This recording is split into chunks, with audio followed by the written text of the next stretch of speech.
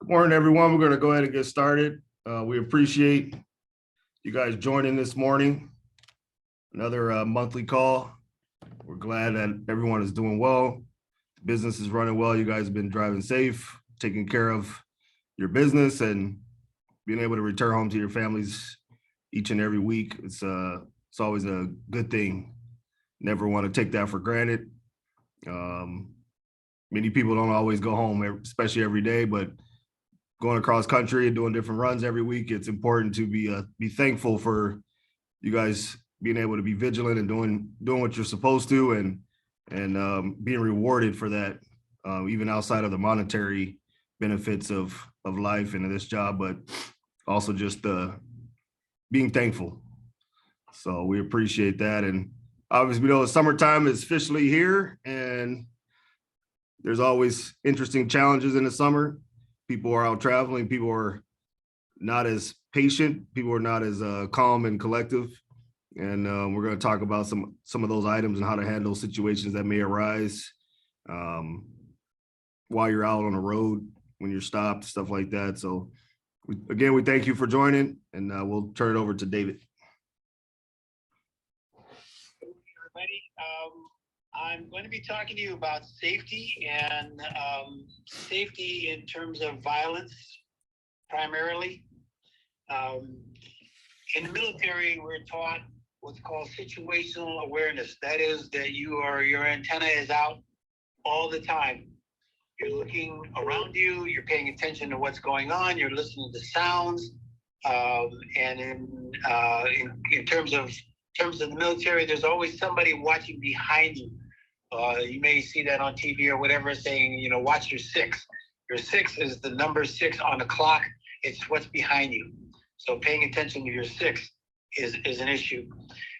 So situational awareness is the same thing that you use when you do defensive driving. When you're a defensive driver, you're looking all around you to pay attention to what's happening around you. What trucks are next to you? What cars are next to you? What truck or what car is entering the road on the ramp? Who's leaving the ramp? How far ahead are there stoplight or stops?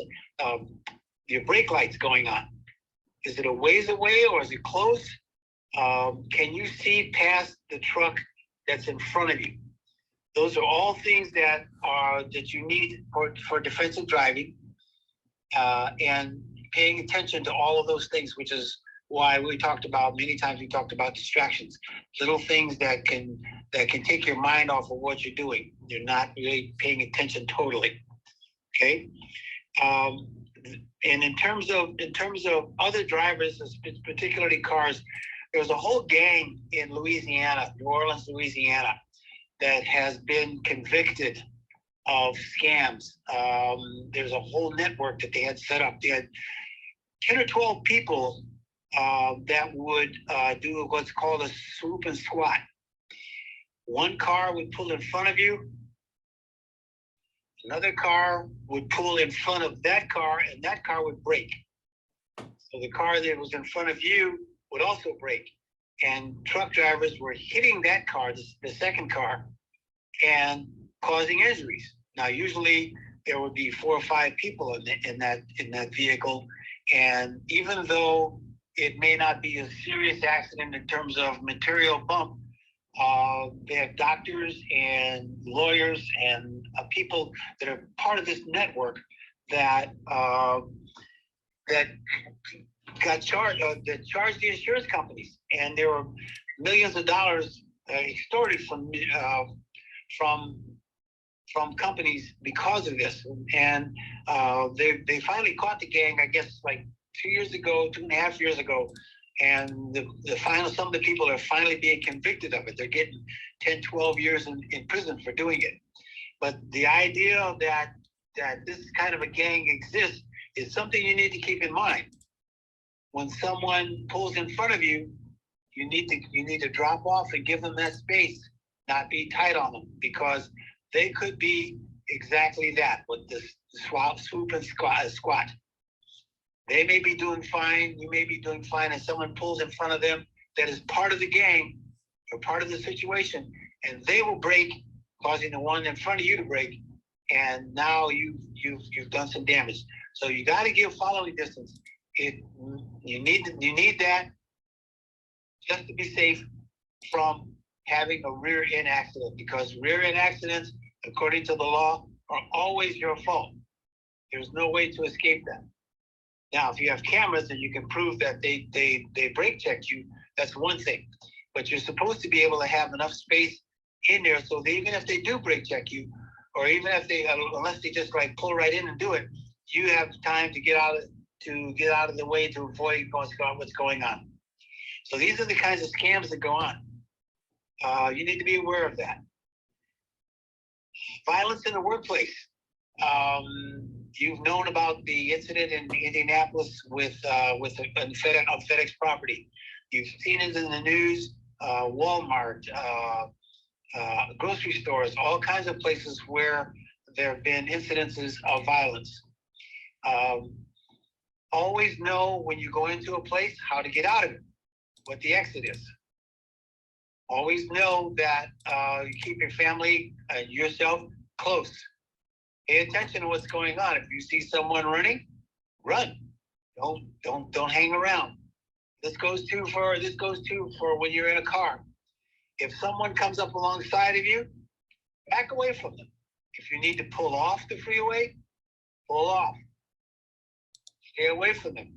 Road rage is a thing now. We don't know whether people are going to be anti-FedEx ground or just they've lost their memory. Now in Florida, you guys, all your people in Florida, I think, are allowed to carry guns. So you need to be doubly aware of the fact that road rage is a thing. If someone thinks you cut them off, even if you didn't, someone thinks you cut them off and they get their road rage, apologize, slow down. If you need to get off the freeway, get off right away. Avoid those kinds of situations. Those are dangerous. Going into same thing exists when you go into truck stops.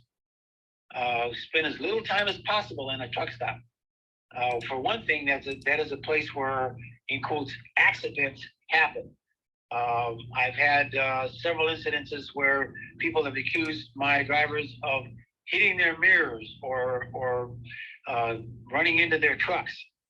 Fortunately, because we have cameras, we've been able to deal with that. But those are when things happen. If you have to pull into a truck stop, pull as far away from other trucks as possible. And be very, very careful as you pull out. If you're driving team, make sure that the door to your trucks, all the doors to your trucks are locked before you leave your partner in the truck sleeper. Don't leave it unlocked. I think I've reported to you guys several times about drivers being beaten to death in their trucks while they were asleep. It's not something you want to be part of, but you need to be concerned also about your partner. Now, I've been asked before about can you use a weapon as it is allowed to save your life. FedEx requires that you do not carry any weapon, no knives, guns, or clubs, anything that can be used as a weapon in your vehicle. So in lieu of that, that means that you really have to be aware and you have to avoid the situation all the time, okay? No weapons are allowed on any of FedEx's properties. One of the things you can do also is to plan your route. When you go through and figure out where you're gonna go, plan where your stops are going to be. Be familiar with those particular stops so that you know if something is not quite right, little tingling in the back of your neck, hair stand up in the back of the neck, it says, this doesn't feel right. You need to know, especially now in the summer, because there's going to be a lot of construction going on, you need to be aware of construction zones. Construction zones mean you have to slow down. You can't run through those like they were before. There's a lot of work being done, especially after the IRA financial package was passed by the government that allows for bridges and overpasses and roads to be repaired. A lot of that's going to be going on this summer, so be aware of that. And as Aaron pointed out, this is summertime. People are going on vacations. They're going to be using their travel trailers. They're going to be going to grandma's house or to Disneyland or wherever they're going to be going. Disney World, I'm sorry. I'm in California. Disney World or wherever they're going to be going. You need to be aware of that. And a family with a carload of kids, drivers not always necessarily paying attention. They may be turning around and telling the kids to be quiet back there. And when they turn around, that means that the situation is such that they're not really paying attention to what's going on. Or they're singing songs or doing things with the family. So you need to be doubly alert about those things and really pay attention to your distractions. I think I talked to you before about things that are distractions. Reaching for coffee, reaching for drinks, and doing things like that, particularly cell phones. Now, cell phones are illegal to have in your hand. But also, if you have it on your dash, I had a driver who got a warning because he had his cell phone mounted on the dash, but it was nighttime and it was showing, the light from the cell phone was showing on his face. Officer pulled him over, said, "What? You're watching television." He says, "No, I'm watching my GPS." And he could prove that he was watching his GPS, so he just got a warning. But the warning was, your cell phone is not something for you to be adjusting or playing with while you're driving. It needs to be hands-free. An officer can confiscate your cell phone and look at it and see what it is what you've been looking at. That's legal. So be prepared for that kind of thing. Now, there's one of the things that I wanted to weigh stations. Weigh station technology. And on my trucks, the tire pressure gauges, monitors are in the tire. Okay? They read up on the dash. My driver can tell from the dash what the tire pressures are in his tires. There are monitors in the tire itself. Now, you may have a car that does exactly the same thing. I have cars that have that, but they're in trucks now too. Weigh stations can also monitor that. So before you go into a weigh station, you may want to check to make sure that all your tire pressures are up, because that's something they can see, monitor without having you to slow down or for you to get out of the truck. Now, number one for pulling you into the station is lighting. If your lights aren't working, and that's all your marker lights, if your ABS light is on, it shouldn't be on. That's number one. But now you add to that tire pressure. Make sure you don't that there's not an issue with that. I got and had reversed a ticket that was given to my driver because it was a nail in the tire, which I thought was kind of weird. Why would you give him a ticket for that? Because the officer said it was unsafe. However, we proved that there was no air leak. It was just a tire. And from the last inspection, that tire was okay. So it's something he picked up on the road. But going through all of that to get that straightened out was a nightmare. So before you go through your weigh stations and before you go through those, I would pull over someplace that's safe and do an inspection on your vehicle so that you can go through very easily. Okay. We want you to be on the road as safe as possible.